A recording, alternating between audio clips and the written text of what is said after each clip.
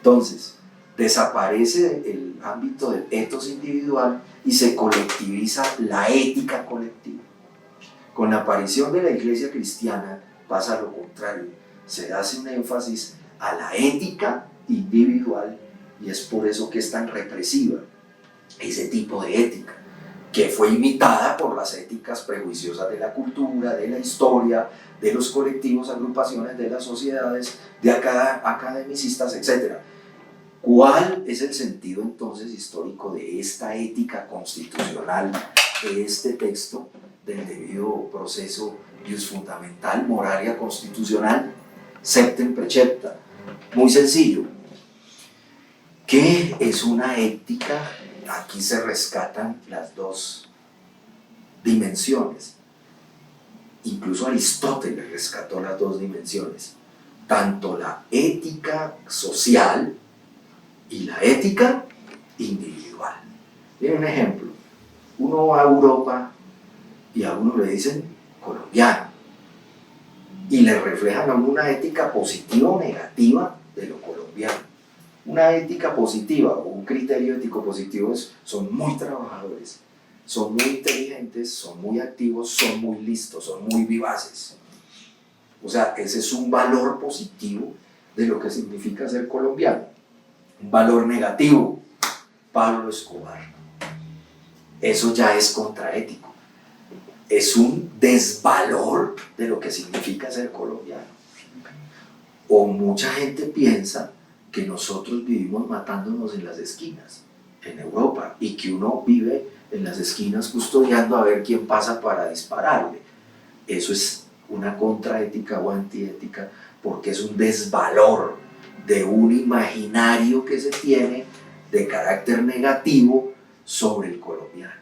Desde el punto de vista individual, cuando resaltan las cualidades de una persona positivas, naturalmente todas cualidades de esa índole, pues estamos valorando, o sea, un juicio de valor, una evaluación, una ética que favorece al individuo. Lo contrario, defectos, comportamientos negativos, nefastos, oscuros, lóbregos, impactantes de una manera que afecta a la sociedad o al propio individuo, pues serán negativos. En todo caso, la idea de lo ético tiene que ver con esa ética individual, racional y razonable, en conexión con la ética colectivo-social, racional y razonable. Esa sería una segunda idea. La tercera idea tendría que ver con que ese ethos tiene que aparecer lo más universalizable posible, sin desconocer que esa universalización de conductas sociales y colectivas o grupales no desconozcan el sentido de una esencia de lo que es dignidad humana, ser, es, tener y hacer de cada individuo. Es decir, no podrían un Estado o una sociedad estandarizar a todo el mundo de una manera homogénea, para que me entiendan. Es decir, no puede un Estado ni una sociedad esgrimir el argumento que para que exista una sociedad perfecta todo el mundo debe comportarse de una manera equipolente, igual. Eso sería absurdo, porque eso ya no sería igualdad, sería una igualdad totalitarista. Entonces, mantener un equilibrio en la ética social desde el punto de vista de la ley universal de lo ético, racional, razonable, en concordancia y compatibilidad con la ética de lo individual personal, que sin duda es una ética de lo diferencial, sin desconocer que dentro de los caracteres o eticismos o morales racionales o razonables de lo grupal, de lo colectivo, también hay sectores o zonas de humanos en los cuales se refleja un pensamiento también de la diferencia. En ese sentido es que se habla de eticismo, moralidad o moral constitucional. Constitucional como ente normativo que se nutre y acopla modelos de universalización y particularismo también ético, moral, racional y razonable. Eso es lo que es la Constitución. Ha hecho usted mucho énfasis ahora explicando la pregunta anterior en racional, razonal y razonable. Y doctor, ¿podría profundizar un poco en esos conceptos que son como disímiles o no sé si tienen alguna conexión? Perfecto. Hay una sola racionalidad, ¿no es cierto? Vamos a mirar aquí este puño. Vamos a llamar a ese puño principio de racionalidad. Si quiere llamarlo principio de racionalidad constitucional, pues llámelo de esa manera, ¿cierto? Tenga la bondad y empuñe su mano y lo pone a este lado. La racionalidad constitucional tiene dos expresiones, tiene dos dimensiones. Hay una primera que se va a relacionar con este puño, que se denomina racionalidad formal. Y aquí, también derivado de este puño, aparece este otro, que es la racionalidad práctica. Volvamos a esta racionalidad que hace surgir la racionalidad formal, también recibe el nombre de racionalidad técnica. También se conoce como racionalidad de medios. También recibe el nombre de racionalidad estratégica. También se conoce con la denominación de racionalidad estructural. Si se quiere, racionalidad de complexión, de molde, ¿no es cierto? Aquí, esta racionalidad práctica también se denomina razonabilidad, ¿no es cierto?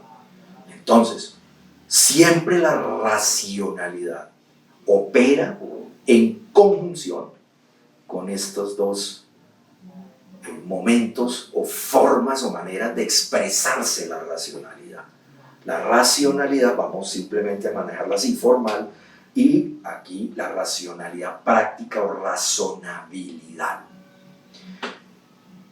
Entendido eso, ubiquémonos en la racionalidad formal. La racionalidad formal tiene que ver, para entenderlo muy gráficamente, como con moldes, ¿cierto? Como con un recipiente al cual se le va a depositar alguna sustancia, ¿no? Puede ser un molde cuadrado, rectangular, circular, de 3 dimensiones, puede ser un molde, ¿no es cierto? Esta botella es un molde. Esta estructura tiene una racionalidad formal. Les voy a decir por qué. Uno, la misma forma de la botella, con el propósito de que cierta cantidad de agua, ¿sí?, se introduzca en la botella. El material, por términos de costos, de economía, de procesamiento celero, ¿no?, eficaz, que sea un producto eficiente, digo solamente la forma, pues es de polietileno, y de un polietileno muy flexible.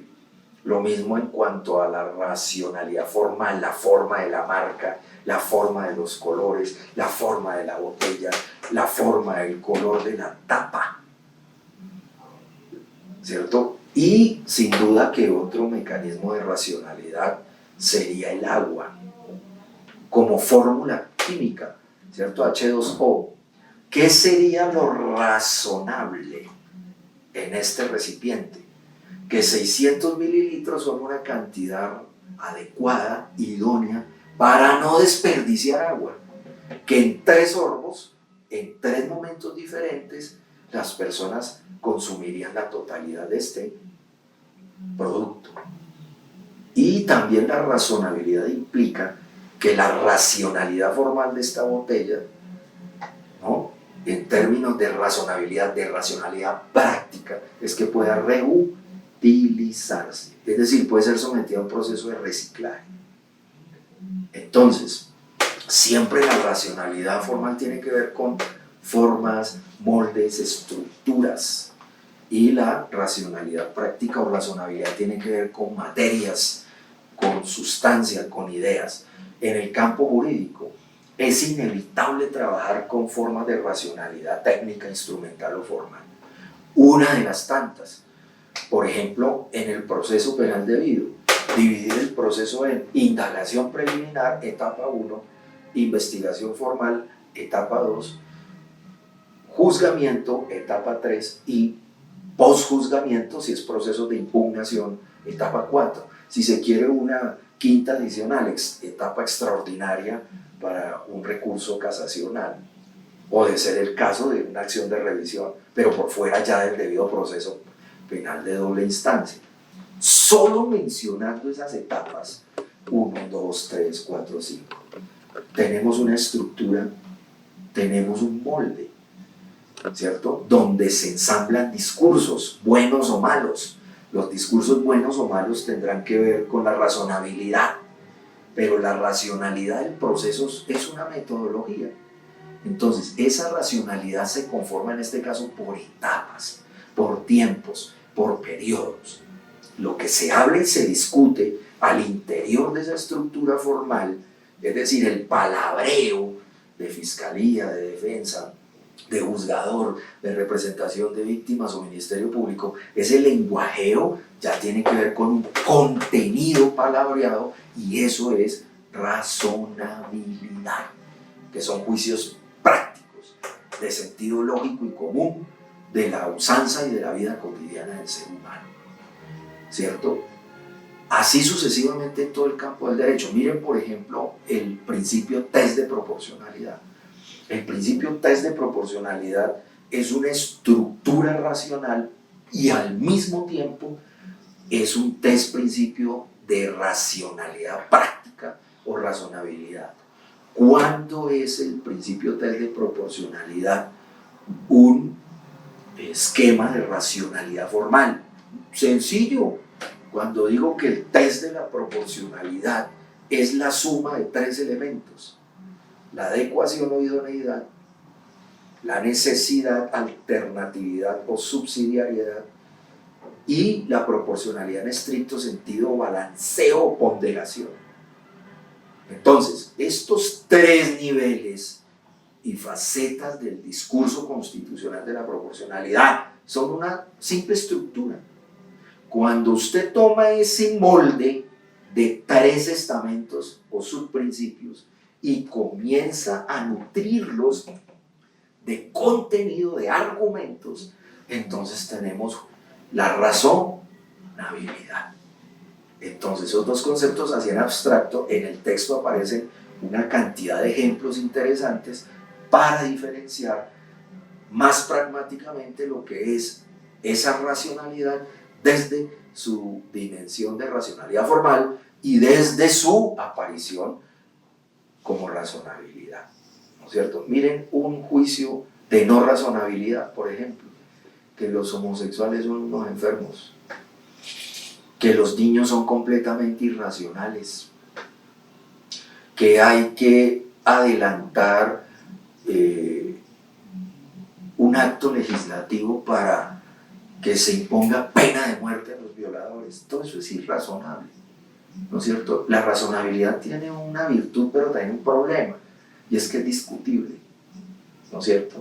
Entonces tiene ese problema. Toda la racionalidad lo tiene, pero en particular la razonabilidad. Entonces, en pocas palabras, racionalidad formal son moldes, estructuras. La racionalidad práctica o razonabilidad son argumentos. Uno en el derecho está acostumbrado a ver palabras latinas, ¿no? Entonces ve cualquier texto de derecho, entonces la etimología de las raíces siempre apuntan a lo latino. Sí. En este libro no se ve eso, doctor, sino que va mucho más atrás y hablamos del griego, porque usted no toma lo latino, sino lo griego en más énfasis, con más interés. Perfecto. Todo surge desde una inquietud desde mi adolescencia. Yo he sido inquieto en esto gracias a mis padres, mi mamá y mi padre. Yo no sé por qué nos hablaban tanto de historia de Grecia y de Roma. Digo, yo no sé por qué nunca les he preguntado, supongo que porque es lo que saben o les gusta. Bueno, digamos que no es lo que saben, porque ellos desbordan una cantidad de conocimiento que desde muy niños nos fueron transmitiendo. Yo recuerdo muy niños en casa, a mis hermanos y a mí, que nos sentaban después de comer, ese era el momento, no había otro, eran como a las 7 de la noche todos los días, excepto el domingo, en el que nos sentaban a contar ese tipo de historias y además lo hacían de memoria. Aparte que nos leían textos de cama o de encuentro familiar allí en la sala del lugar, eran particularmente llamativos y sobre todo la exquisitez con que lo hacían, porque lo ponían a uno a soñar, embobado en ese tipo de historias. Esa es una primera influencia. 2, cuando ya por cuenta propia comienzo a auscultar el pensamiento histórico mundial, con más énfasis en el europeo, comienzo a ver que surgen afirmaciones de este tipo.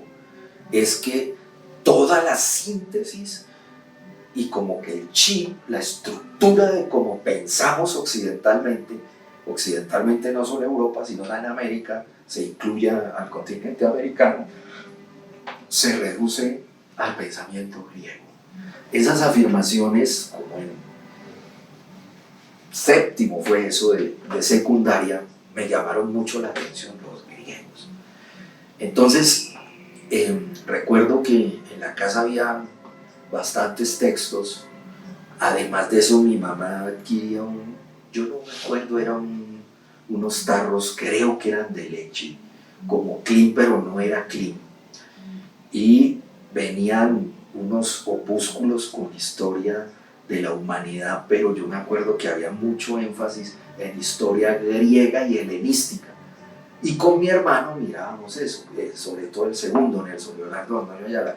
El menor Diego Andrés Antonio Ayala estaba muy pequeño. Y de ahí comenzamos, porque no había posibilidad de ver televisión, eso era demasiado reducido por la disciplina familiar, y entonces comenzamos a tenerle un gusto a esa cultura. 3, llegado eso,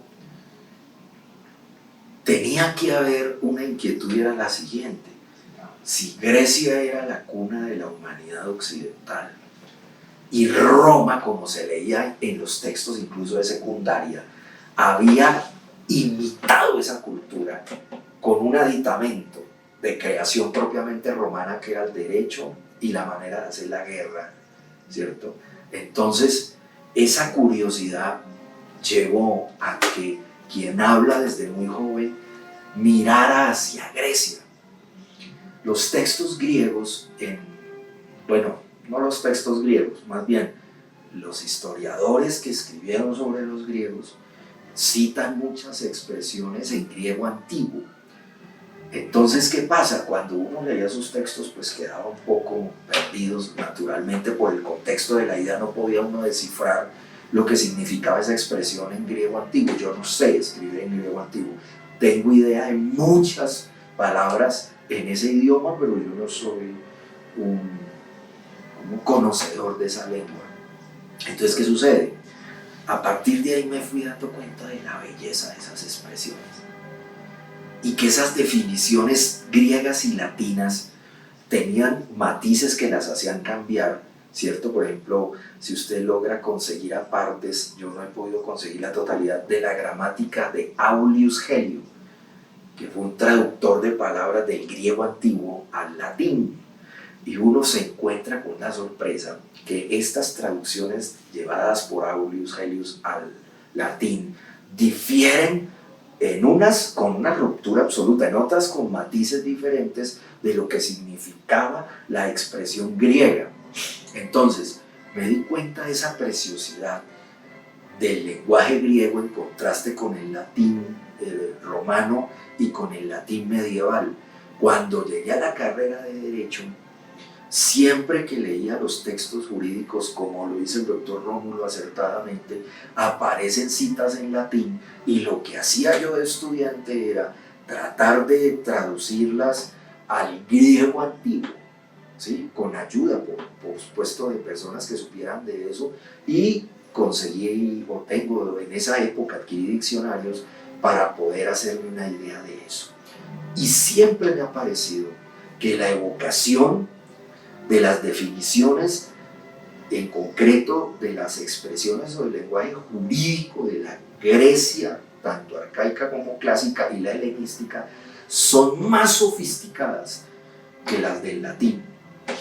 Teniendo en cuenta esa atracción y esa pasión por leer la gregueidad, llegué a lo siguiente: a conocer un poco más el mundo griego en el campo en el cual ordinariamente nos desempeñamos, o en el único en el que ejercemos la profesión, que es el derecho penal, pero naturalmente sin descuidar y siempre teniendo presente el derecho constitucional. Entonces, junto con el derecho constitucional y el derecho penal, me propuse trazar estos dos referentes para auscultar textos de historia general, no de historia del derecho, sino de historia general, que me permitieran ubicarme en el derecho constitucional y en el derecho penal griego. Y he encontrado cosas impresionantes. Solo voy a mencionar esto para entender la importancia de lo griego en la historia y en el texto, bajo la óptica de la formulación y el interrogante que planteó el doctor Leguía. Y es lo siguiente: en el derecho constitucional, por ejemplo, un ciudadano, después de aprobada una ley en la asamblea, podía impugnarla por ser injusta, y la propia asamblea votaba si la impugnación por injusticia era válida y la revocaba. La misma asamblea que la creaba la revocaba por participación activa e iniciativa de un ciudadano de la polis. Había otro interesante como que es el precedente de la excepción por inconstitucionalidad de una norma, que era que juzgando un caso, no importando la naturaleza civil, penal, administrativa, etcétera, que no existían pues esas diferenciaciones, sino para que me entiendan, y podía un ciudadano permitirse que no se aplicara esa norma por ser injusta, e invocaba la epiekeia, que era la equidad, que es traducida en Roma como aquelitas, que es equidad. Entonces, no me aplique la norma porque es injusta, aplíqueme la epiekeia, o sea, la equidad. Fíjense la sofisticación del mundo griego. Los romanos llevaron ese modelo, pero un poco con timidez, más reducido, ¿no es cierto? Entonces, eso es en el ámbito constitucional. Y en el ámbito penal, que en este momento quien habla está redactando ya desde hace muchos años, bueno, muchos quizás no, 10, 12 años, una teoría de la pena, donde entre otras cosas desde el ámbito procesal se propone algo que pasaba en el mundo griego. Después de juzgar a una persona penalmente hablando, el jurado de conciencia, o el jurado simplemente, miren lo que hacía, por cierto, un jurado que tenía mínimo 600 miembros. Un jurado, o sea, era casi, digamos, el pleno de una ciudadanía apta. Se escogía de un listado, yo no me acuerdo si son de 5.000 o 6.000 personas que al año se inscribían para ser jurados, pero por caso se escogían 601 jurados, ¿no? Entonces, si los 601 jurados emitían un veredicto de responsabilidad penal, miren lo que hacían. Le preguntaba, digamos así, el presidente de ese jurado al condenado: ¿qué pena cree usted que merece? Oigan, la democracia ateniense, el pueblo, la ciudad polis condena y le pregunta al condenado cuál pena quiere.